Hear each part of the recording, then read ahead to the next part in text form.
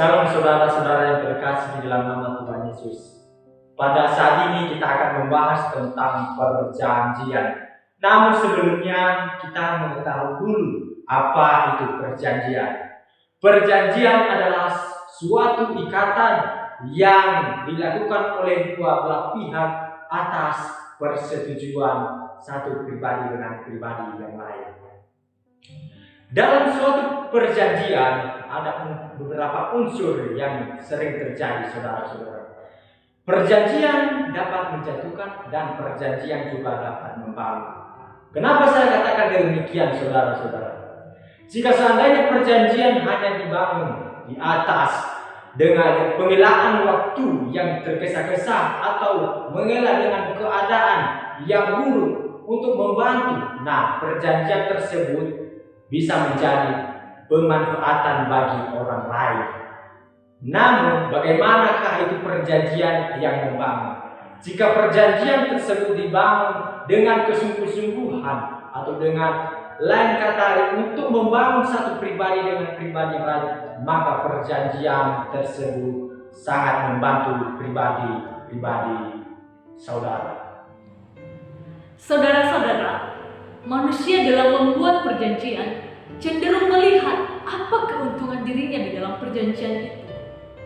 Dan perjanjian yang dibuat itu bukan hanya di hadapan manusia, melainkan di hadapan Tuhan. Dan ada resiko-resiko yang harus ditanggung apabila perjanjian itu tidak dilakukan dan tidak ditepati.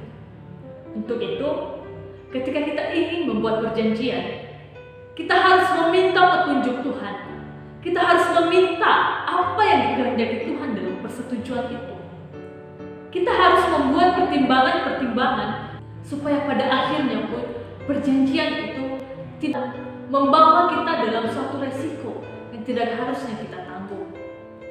Perjanjian yang kita buat dengan sesama kita, harusnya kita sadari bahwa kita berjanji bukan kepada manusia yang sedang berhadapan dengan kita, melainkan kepada Tuhan. Karena segala sesuatu di dalam hidup kita ini berhubungan dengan Tuhan. Janji adalah sesuatu yang harus ditepati dan akan dipegang oleh orang yang sedang menerima perjanjian kita itu. Perjanjian manusia berbeda dengan perjanjian yang dibuat oleh Allah. Allah adalah sang inisiator dalam perjanjian yang Dia buat kepada manusia. Tidak ada satupun yang bisa membatasi otoritas Allah di dalam memberikan perjanjian. Perjanjian Allah tidak bertujuan untuk kepentingan Allah sendiri, bahkan untuk kepentingan kita. Tuhan melakukan perjanjian itu. Bahkan Allah siap menanggung resiko apabila perjanjian yang Dia ikatkan dengan kita langgar. Itulah Allah, sang inisiator di dalam perjanjiannya dengan kita manusia.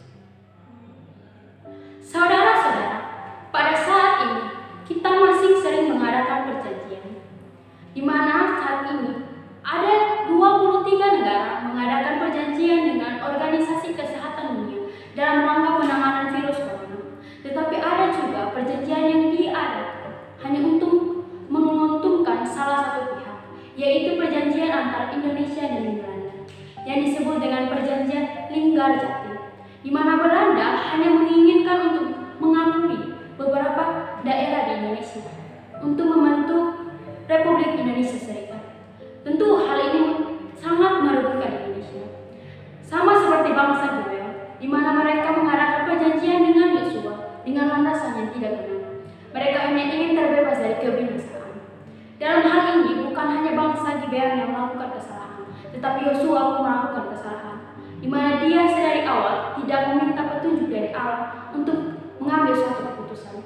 Sebagai hamba Tuhan pada masa modern saat ini, marilah kita belajar dari kesalahan Yosua, agar kita tidak melakukan kesalahan yang sama, agar kita selalu meminta petunjuk Tuhan dalam menentukan suatu keputusan. Amin.